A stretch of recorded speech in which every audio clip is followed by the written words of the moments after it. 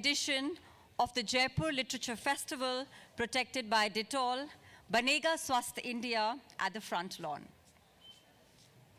We are delighted to introduce Durjoy Datta, the boy who loves, and this session is presented by media partner INOX MULTIPLEX. Immortalizing love and romance for a new generation of young readers, author and screenwriter Durjoy Datta's immersive novels reinterpret love for our troubled times, ranging, as he says, from the initial rush of meeting someone new to the slow burn that comes with time. His latest book, When I'm With You, is a relationship roller coaster with an entanglement of aspirations, secrets, and romances. As plans go wrong, love saves the day. In conversation with Kiran Manral, author of Once Upon a Crush, Datta discusses the ever-evolving concept of love and his explorations in his books. Our first speaker, Durjoy Datta, was born in New Delhi and completed a degree in engineering and business management before starting his writing career. His first book, of course, I Love You, was an instant bestseller. Kiran Manral published her first book, The Reluctant Detective, in 2011. The Indian Council of UN Relations, supported by the Ministry for Women and Child Development, Government of India, awarded her the International Women's Day Award 2018 for excellence in the field of writing. Please join me in giving a very warm welcome to our esteemed guests.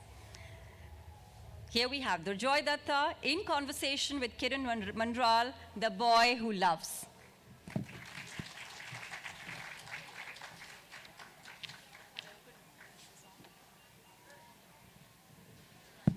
Yeah. Hello, good morning, everyone. Where are the screaming hordes, Durjoy?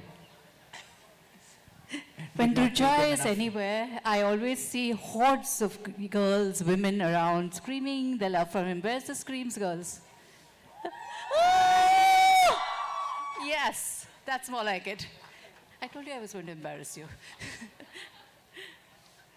But this is Durjoy we've known for 10 years, more than 10 years, who started out by becoming a bestseller with his very first book, which took the country by storm, the young readers by storm, and now he's grown up. Durjoy has become a dad, he's become a writer of television serials, he's changed. What has the journey been like? How is writing this latest book, which is so different from your earlier books, how has the process been for you? How have you grown as a writer and as a romance writer specifically? So every time I write a book and I go out and I do book events, one of the questions that I ask is, how many of you have read my first book? And recently I've realized that when I ask this question, how many of you have read Of Course I Love You? Not a lot of people. And it's depressing because everyone is not buying all my books, but it's also very encouraging because it says that, okay, people have moved on from my first book and now they're buying my newer books, which is a clearer representation of what I am as a writer right now. Like, if you ask me to read my first book, I can't do it. It's horrible. I mean, if you ask me to read my first 6 books, I can't read them. They're incredibly bad. But the thing is that I can't go back and keep rewriting them because every, say, couple of years, I change as a writer. And I can't go back and rewrite all my older books. But I think that I've grown better as a writer. I got published too early. I got published when I was 21. And when you get published at 21 and you start getting those royalty checks, you're like, I need to write quicker. Yeah.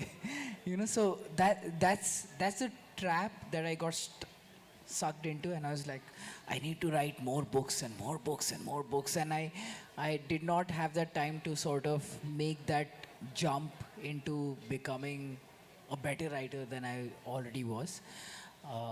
So yeah, I think it's been a tricky journey in the sense that I have been trying to safeguard this career as a writer, trying to earn that money to sort of make it sustainable. But it also came at a cost of me becoming a better writer. So, yeah. At the cost of. This latest book, When I Am With You, it's being sold as a romance, and Vaishali's right here. Vaishali has been his editor for so long.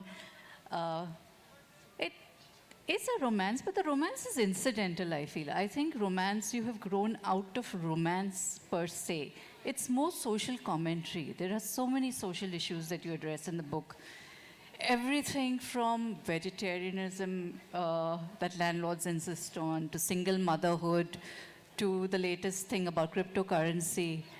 Do you agree with that? Would you agree with that? That the romance has now become a little incidental in your writing, and the main focus of everything is this very layered narrative that you give, which is actually a deep insight into urban life and culture today.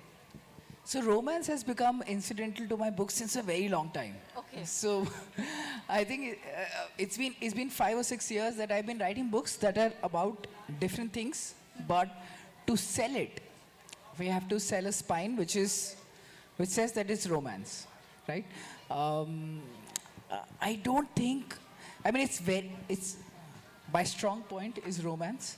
When I write about two characters, it's the easiest thing for me to do is to make them fall in love. I can do that all day, every day. But what I want to write about is about characters. That is what defines me as a writer. So when people tell me about great films, I don't watch great films. I watch great TV shows, because TV shows are about characters. You establish two great characters and then you can tell any story. You can do that for like 6, 7 seasons. You can keep doing it. So that is what interests me. I predominantly like to write about characters. So when I'm writing a book, the first thing that's in my head is that how do I construct a great character? So that is what I look forward to. So, and I did not know that I was a romance writer. When my first book came out, I wrote about the things that were happening around me, and my publisher told me that you're a romance writer. I was like, okay. I did not know that, the romance as a genre existed, because all my reading choices were dictated by my parents, and they were not giving me romances to read. Okay, Durjoy, you're in A standard, please read romances. Of course, they were not doing that. They were like, okay, read this book. And I had a fair understanding of how writers create characters. So I did not know that the genre itself existed. I was like, okay, let me write about what I know. So this book, it's a reflection of that. So what did I know? I was a dad, and there was a 2-year-old running around my house, consuming a lot of my time and energy. I was like, okay, let me make a parent as a main character. And of course, I was during that time, cryptocurrency was like booming, and we were a bunch of engineers, MBA grads, and we were like, okay, now we have cracked it. Cryptocurrency is the next big thing. So we're like, let's write about that. So those are the themes I picked, and I wrote the book. Of course, that the main characters fall in love is incidental. I can do that. I mean, it's easy for me now. I mean, this is also something that I learned from writing for television. So in television, what you do is that you create two extremely likable characters, and then you can make them do whatever you want for like 1,000, 1,200 episodes. So that is something that I learned from television, that okay, all I need to do is create two characters, and then I can write a book.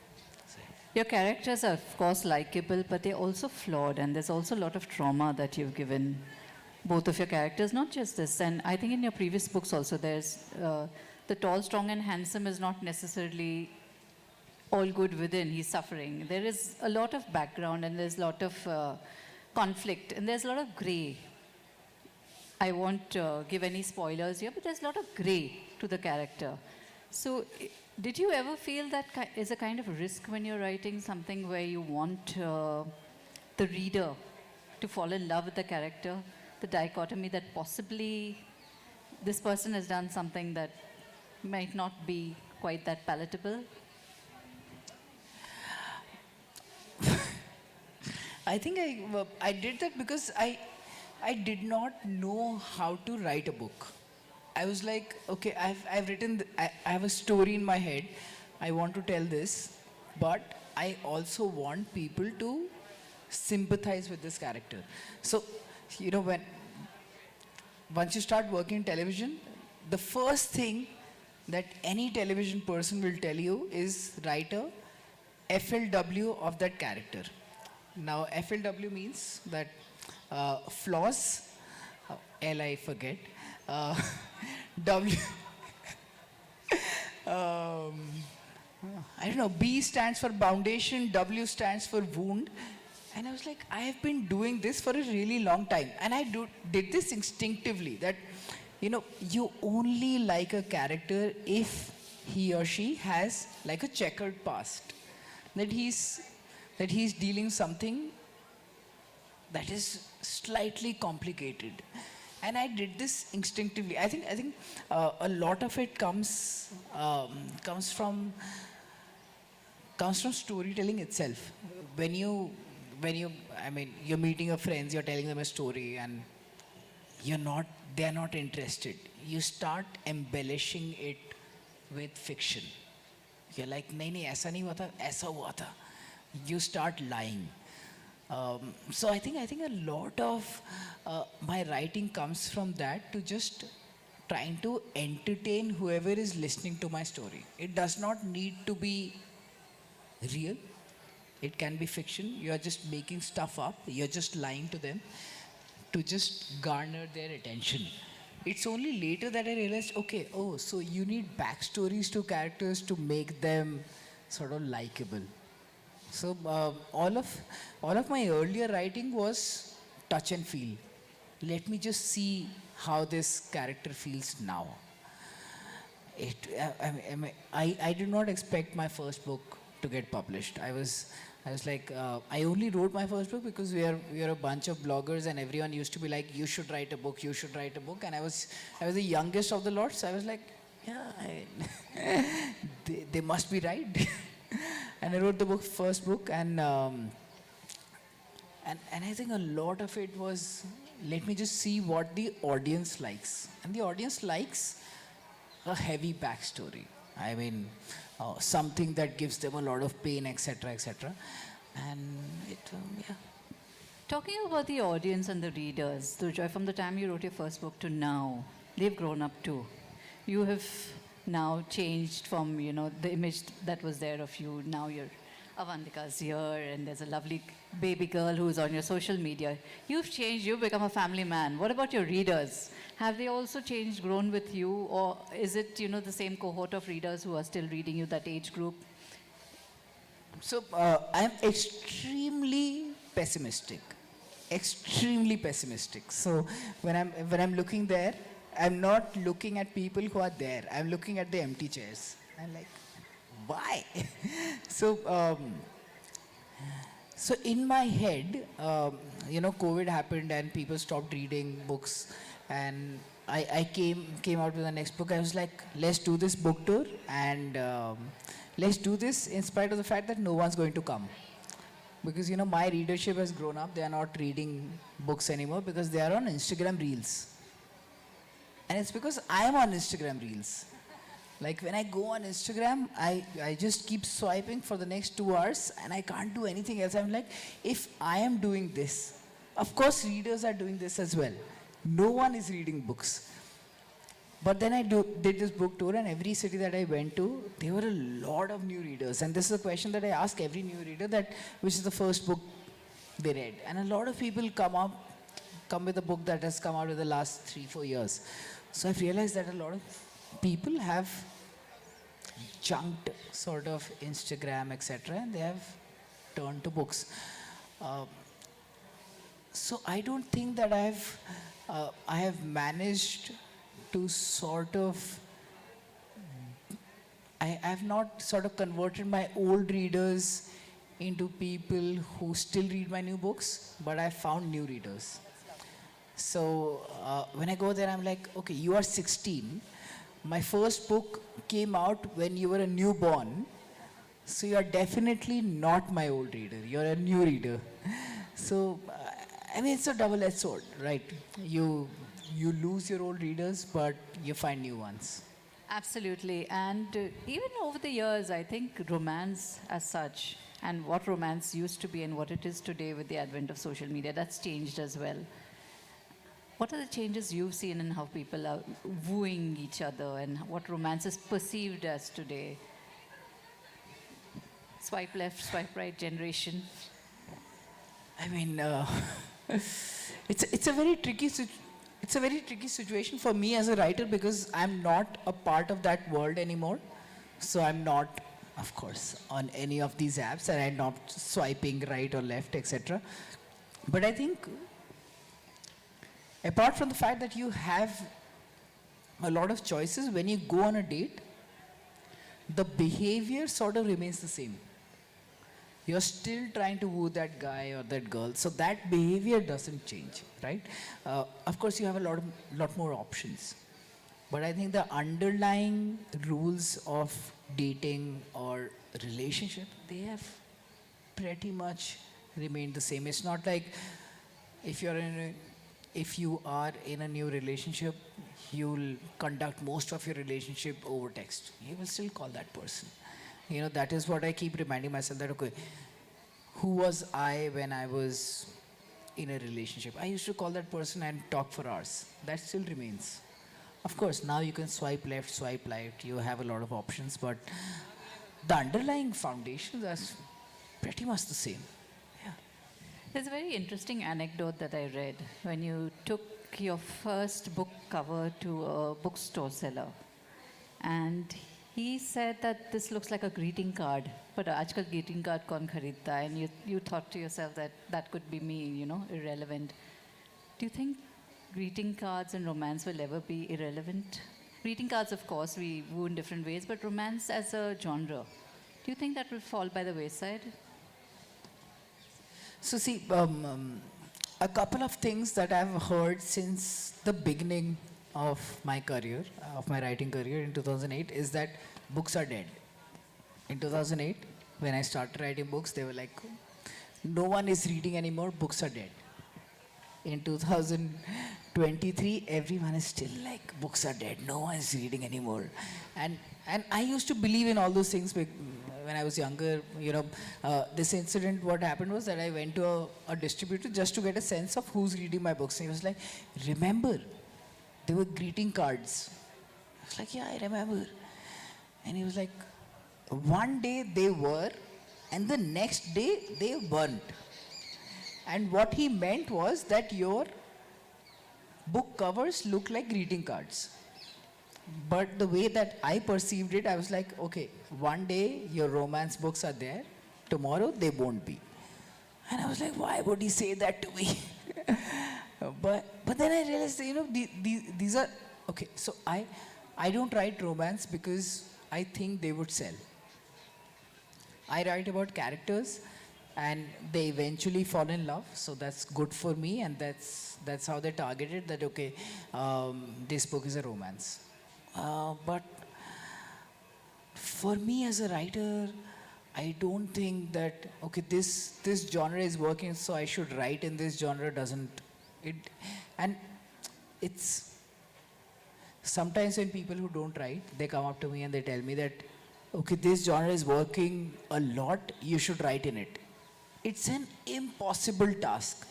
For everyone who's writing, who will come up to me and tell me that, thrillers are working, write a book like Girl on the Train. I can't do it. There are certain, I mean, it's a very strange question. Write a literary book. Arey, talent kahan hai? I would do it, but I mean, write a fantasy book. I want to write a fantasy book, but I can't. This is what I know. This is what I will write. there are certain things that there's certain limits to every writer. When I was younger, every time I used to read a book, the first reaction was awe, that such a great book. The second reaction is envy, that how can this writer write a book like this? The third reaction is to Google that writer. Okay, let me see how old this writer is. When I was younger, I used to see, oh yeah, this writer is in mid-30s. So when I'll grow older, I'll be a great writer. But now I'm in my mid-30s and I'm not a great writer. So now I know that there are limits to your talent. So I'll write what I want to write, and you can't go past it. You'll do whatever you want to do and you can do. So now I'm like, let's just circle this pond. You're very self-effacing, Durjoy, but I've read your early books and I've read this latest book, and there has been immense growth as a writer. There's been immense difference in the way your tonality, and of course that is a wonderful thing that you've worked at your craft, and I must commend you on that. Also, you talk about characters and you talk about how they inspire you. Some of your books are not really with characters who... there's a book with a 14-year-old boy who was very depressive. So that was not exactly your reader segment or, something. Did you feel you were taking a risk by writing something like that? It wasn't something you would expect in a book when you pick up a romance book, right? So, so when my first book worked, and like the first couple of books worked, everyone was like, why is Durjoy Datta selling? Right? Because they were confused, because writers like me, they did not sell a lot of books. So I used to believe them that, okay, Durjoy Datta's books are relatable, etc., etc. So I used to believe them, yeah, maybe they're right, my books are relatable, and the readers are of the same age of the characters, and that's why they're working. And I believed that for a really long time. But then what happened is that I grew older. So now I'm 37. I cannot write a story about two 19-year-olds falling in love. I absolutely have zero insight into their lives. I can fake it, but they'll read it and they'll say, okay, this is not us. This is like an old person writing about us. So I was at this critical sort of juncture where I had passed that age, and Avantika was pregnant with Ryan. I was like, I still want to write a story that sort of resonates with me, as well as it's not inauthentic. So let me just go back in time. So The Boy Who Loved is a story that's set in 1999. When the character was 16, 17, and I was 16, 17, I was like, okay, let me write a story about a young boy, but a young boy who I can identify with. So that is where it started from. And from that, I think, because that book worked, I was like, okay, I don't need to write a contemporary story. I need to write about young people in like any time frame. And that was all the book was about. It was set in 1999, it was young people, and a lot of readers liked it, not because they related with it, but because they recognized a lot of behaviors that they exhibit. So in the first few years of my life, I used to go to every interview and tell them that, okay, the only reason why my books work is because they're relatable. Now I don't say that. Because what is relatable? Relatables are Instagram reels. You swipe, you say that, oh, ghar mein tinda bana hai.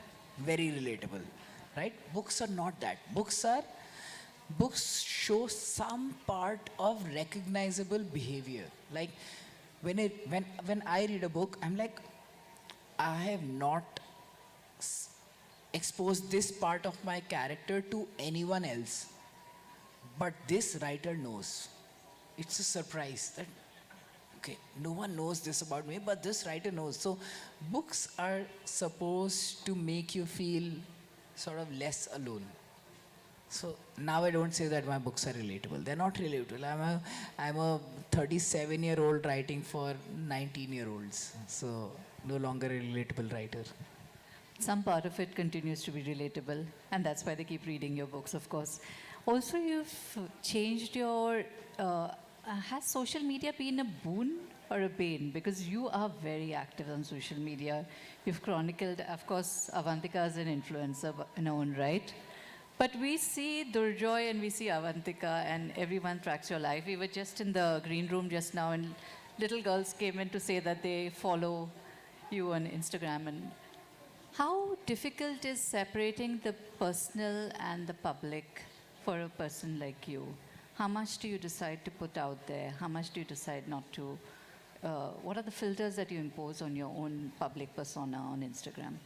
I mean, there are two answers to that question. Firstly, that would I want to live in a world where I do not have to be on social media and my books are selling as much as they're doing right now? Of course. Take social media away, I don't care, right? The second part is, I was a very different person on social media before Raina was born. So parenthood it's extremely boring. I mean, at least the first few years, they're just, they take a lot out of you. You know what happens is that when you start sharing your little journeys of parenthood on social media, is that the small moments, they sort of stretch out into long memories, right? So say Raina is there, she's doing something cute. I put up a 15-second video online, right? And a lot of people react to it. What happens is that I tend to go back to those 15 seconds over and over again, thinking that, okay, what did people like? Oh, nice. So, you know, that little moment of happiness, it sort of stretches. And that is what I like about putting a small part of my life online. A lot of people tell me, Durjoy, you're oversharing. And I was like, are you kidding me? I'm just sharing 1 minute of an entire day online. This is not oversharing. I'm just using my followers as a dopamine fix. That I'm sharing a 15-second cute video. They'll say, it's great. I'll go back to that 15-second video. It will not be 15 seconds anymore. It will be like the highlight of my day. So yeah, that's fun. But on the other side, I also realized that it has the power to take over your entire life, you know, because then you're like, okay, what is the next video that I'll put across? And how will people react to that video? Of course, that's a fine line, but I realized that, you know, whenever that pressure sort of comes on me, I sort of pull back and I just stop posting anything on social media. And, you know, there is I know that the only reason that I'm on social media is to sell more books. I mean, everything I do apart from books is to protect this career as a writer, because it's an accident that I'm a writer. It's a huge privilege that I get up every day and I get to write books, and I will do everything to protect this. That's wonderful, and that's brutally honest also. Also, you've said that you suffer from crippling self-doubt as a writer. After all these books and all these bestsellers, would you still say that? It's because the difference between what I read and what I write is so huge that every time I come here and they'll be like, I like your book. I'm like, I don't like my book. Like, yeah, there is, and a part of it comes from the fact that I got published very early. I mean, hardly anyone gets published at 21, and hardly everyone gets like a huge book at 21. So at 21, I had a lot of people telling me, oh, we really like your book. And I was reading books that were like leagues and leagues ahead of my book. I was like, why do you like my book? The only reason why you like my book is because you haven't read other books. So that's the bridge that I haven't crossed. But I do realize that, so I consider myself as a great judge of things that should work and things that shouldn't work.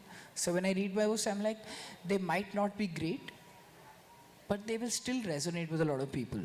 And when people complain, I've written a great book, it's not working, when I read that book, I know why it's not working. So I'm a great judge of that. So yeah, I still suffer from that imposter syndrome. I'm like, all my success is accidental. All your success is accidental. Tell me, Durjoy, you spoke about the writers that you read, and you feel there's a gap between yourself and who are the writers that you read? Who are the writers that you enjoy reading? So I have not read any of the romances, and my parents sort of dictated everything that I used to read. So they started off, of course, I started off with Enid Blyton, Roald Dahl, etc. And when I started picking out my own books, they were like John Grisham, Stephen King, etc. And then my parents told me that start reading Indian literary fiction. They used to give me printouts of like Salman Rushdie and like, did you finish it? Did you finish it? I was like, yeah, I finished it, but I did not get any of it. So I've grown up reading all these guys. Um, I mean, the difference is huge. I mean, I've read a lot of young adult fiction that comes out of, and even that I think, I mean, is way ahead of what I am writing. So it's very difficult for me to reconcile that I'm selling so many copies, and these guys don't know about these writers who are selling so many copies outside. So yeah. So that imposter syndrome seems to be very dominant, Durjoy. Yeah, but see, it's very dominant when I'm selling books. But when I'm writing, I don't care because this is what I keep telling people that, I've done my engineering, I've done my postgrad in management, and I see all of my classmates become really successful. But I would not swap my life with them for anything in the world, because every day I get up and I write stories, which is like an insane thing to do, which is like an insane profession in itself. That you're just sitting at home and you're coming up with stories. You're just trying to like, and I try to do that with my Instagram as well. I don't treat my Instagram as like, oh look how great my life is. I treat my Instagram as, okay, let me tell you a story about today, which is like an insane privilege to have. So yeah, that's what I like about it. You write stories, you tell stories, books as well as television. You've done a lot of television writing. What is the main difference you think between writing novels and writing for television, apart from the fact that that can go on forever and ever and into multiple generations? So how has it been for you? So there are two main differences. Writing for television has a lot of money. That's the Right. biggest difference. That's the biggest difference. That's one of the reasons why I stuck with television for that long. The other is that writing books is an extremely solitary process. That you're writing a book, you'll send it out to an editor, and it will come back in 6 months. It'll come out, people will react to it. In television, it's a very dynamic process. You write an episode, it will be shot, people will react to it, TRPs will come, and you will have to sort of change your direction according to the TRP. So it's a very dynamic process. So it's great for people who want to collaborate with other people in terms of their writing. So that is predominantly what made me stick with television for that long, because you're working with a producer, with a director, with actors, and you're working with them every day, and you're trying to create something that gets a lot of TRP. And it's a game that you play. You're trying to beat the audience. You're trying to make something that gets a lot of viewership. So that was really interesting when I was working in television. But of course, writing books, it's it's a part of you, right? You want to write a story that you would want to read. Writing for television, it's more tuned towards the audience that you're writing for. So, Absolutely. Also, when you talk about it being a collaborative process, I'm reminded of the fact that when you started out, you did write in collaboration with other writers, and you don't do that anymore. Is there any particular reason why you stopped co-authoring books with other writers? yeah, it's ego. It's predominantly ego. I mean, when you're younger, you have a smaller ego. So when people tell you that, okay, this is not going well, this is not great, you would accept it. But once you grow older and someone tells you that, okay, Durjoy, this is not good, my first reaction is, how many books have you written? How can you say that to me? So though I have done that for the first, I think, 4 or 5 books, I would not suggest it to anyone else. I predominantly did that because I was not confident in the way that I was writing. I was like, okay, let me get someone who has a stake in the book and they can tell me that, okay, this is working, this is not working. But as I've grown older, I realized I don't, I mean, it's great to have feedback, but once you're a writer, you're like, what I'm doing is correct. And yeah, I can't do that anymore. You can't do that anymore. To come back to When I'm With You, that's your latest book. And it's about a woman who is very maternal. She's brimming over with maternal love. And it's a very different kind of a character who also wants to have her own baby and to get into artificial insemination to have her baby. How did you get into the mind of that character? Because I felt that your book was predominantly about her than about the male protagonist. It's because I am very maternal. We're going to have to ask Avantika to bear us out of that. Yeah?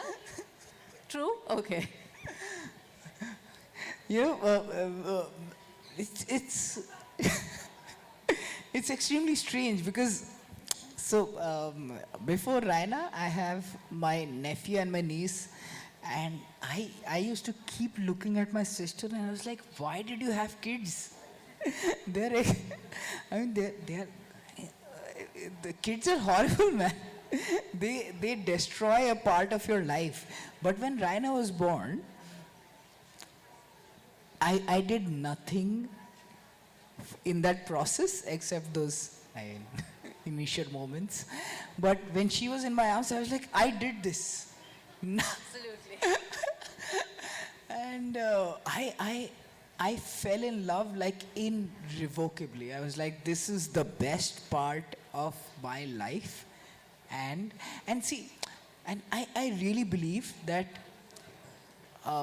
parents change, right? So at certain point in my life, I would be a bad parent. I would not understand what my child needs. But I think you give me a child, 0 to 5 years, I'll be the best parent.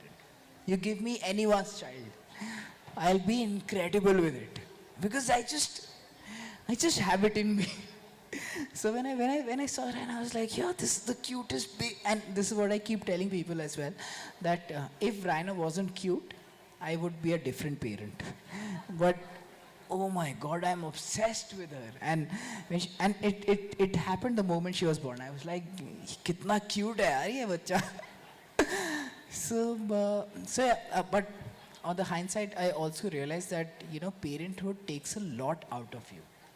I mean, for the first 5 or 6 years, when kids are really needy, one of the parents, we need to step back and say that, okay, I don't care about my career, I care about this kid, and this is what I'm going to do. And that's where the germ of the book originated, that what if both parents, they're like, our careers are more important at this moment, and which is a very normal thing to feel, because earlier what used to happen is that your job didn't make a huge part of your identity. Now what happens is that when you're joining a workplace, your job is a huge part of yourself, right? And I was like, okay, what if both parents are like, okay, after 6 years I'll take care of them, but for the first 5 years I need a lot of help. And it happens, childcare is I mean, my sister lives in Sweden and childcare is great. So what you do is you give your child to a childcare center. They give your child back at 6 p.m. All you need to do is parent them for like 2-3 hours, and that's it. Which is great for two people who are like focused on their career, and that is what all that means. That is the be all and end all, etc. So that is where the idea started from. That what if, there are a lot of parents who have kids who have no idea how to take care of them, which is understandable. So that is where the idea started. Lovely. And one final question from me before I throw it open to the audience. In a short line, what has romance become to you now? What is it to you now as a 37-year-old father of one more on the way? How has it changed for you?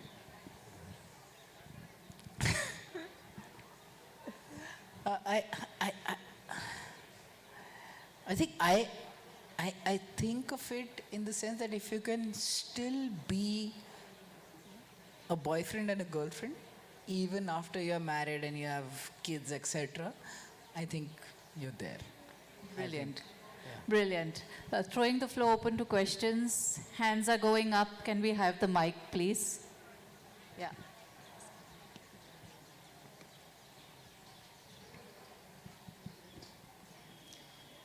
Hello. First of all, you are amazing because I read your book till the last breath, and the characterizations were top notch for me. Okay, I know your imposter syndrome, so I won't say for you too. I have this thing in my head that fictions come from reality, and you said just in the first question that fiction is different. You can lie to people. You can create something other than reality. So, was there any moment in your writing period that you wrote something so terrifying to you that you knew that it is fiction, but it just may not be fiction? Okay, so I have this strange phobia of. So there's this movie that came out where there's a writer who writes something and it comes true. So it comes true in a very literal sense, but I have that phobia as well. So I don't know whether you have read The Perfect Us. It has very painful moments, and when I was writing it, I was like, okay, this is going to come true in the next 2-3 years of my life. So I have that sense. It's very strange. It's also very irrational. But I do think that, I have no sort of grounding to say it. But whatever I do write, I do live in the fear that is going to come true in the next couple of years. So yeah.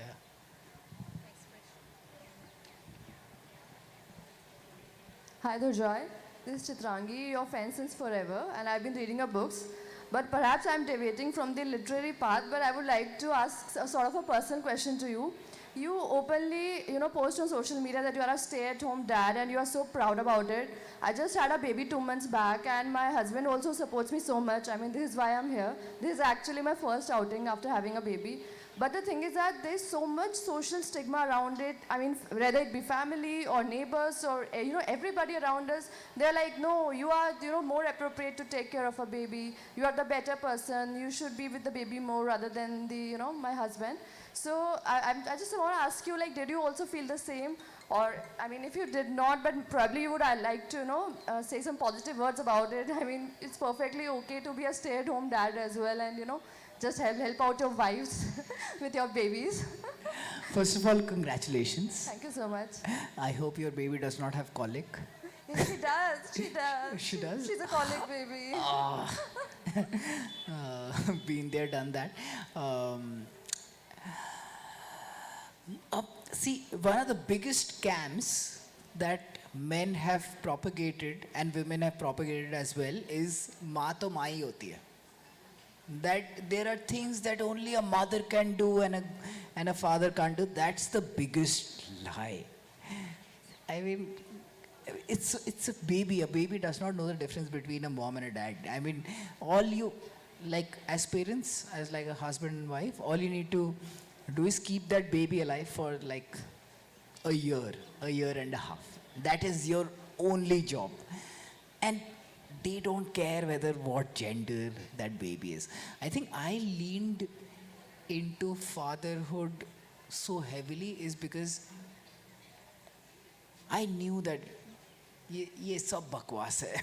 That these are all lies propagated by your own family that, you know, or that a mother would do it, etc. And, you know, Avantika also leaned heavily into that. They were like, no, I'm a mother, I should do this. I should feel guilty if, say, I'm going to the gym, etc.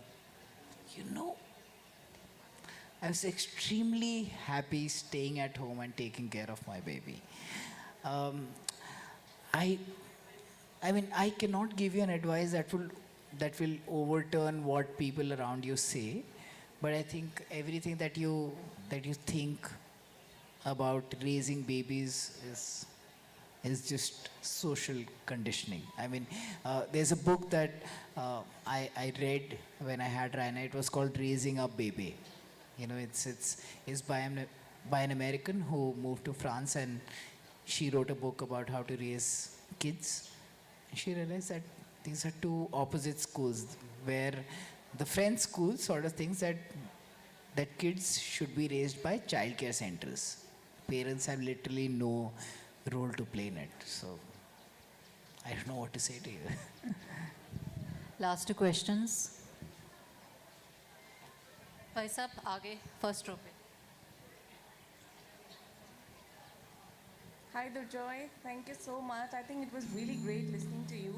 I have listened to so many writers, but to you, I'm listening for the first time, and I realized that you're very composed, very calm, and the most important thing I felt was that you're so humble. I really want to understand. I've seen many writers really bragging about themselves and, you know, the books that they write, their writing style. How do you ensure this calmness, the balanced temperament, and also the humility with which you convey your thoughts? I really want to understand something about that. And after that, my 11-year-old also has certain things to share. First of all, I think I've been extremely lucky to be a writer. I mean, I write for a living. I mean, how many people can say that? I mean, it's one of the few professions that you can say that, okay, I'm doing what I love. Right? That's an incredible privilege to have. I mean, just to get up every day and say that, okay, what do you do today? Durjoy, you are going to write a book. It's something that you want to do anyway. I mean, when I started writing, I was in my college, and writing used to be my hobby. When I used to make my CV, I used to say that hobbies and activities, I like to write. And then I started making money of it. So how can I not be humble about it? It's an incredible privilege to have, and it will be incredibly arrogant for me to say that, oh, I'm a great writer and everyone should. I mean, of course, that's a part of every writer. I mean, you write because you're arrogant, because you think that everyone should. Generally the other way around. When you start earning too early, then, you know, you become very rude about that, I think. You know, you create a sort of glass wall between yourself and your audience, which in your case, I didn't feel that was the case at all. I think it's because I have maintained the same support system since very long. I mean, my parents would say that, okay, Durjoy, the writing all is okay, but what is your FD situation like? So I think that plays a huge role. We are completely out of time. I'm sorry, I can see hands up at the back, but the clock has ticked. Durjoy is here. You can catch him later if you'd like. You'll be signing books? He'll be signing copies of his books, so you could meet him then. Thank you so much, Durjoy, for that lovely conversation, and all the very best with your writing in future. Thank you. Thank you so much. Please join me in giving a huge round of applause to Durjoy Datta and Kiran Manral for this insightful conversation. We thank INOX Multiplex for the support. Durjoy Datta will be signing books at the book signing desk located on my right-hand side. Thank you.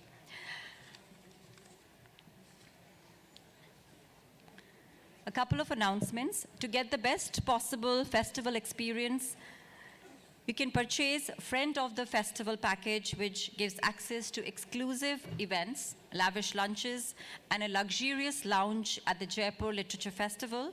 For more details, please visit the festival website, jaipurliteraturefestival.org.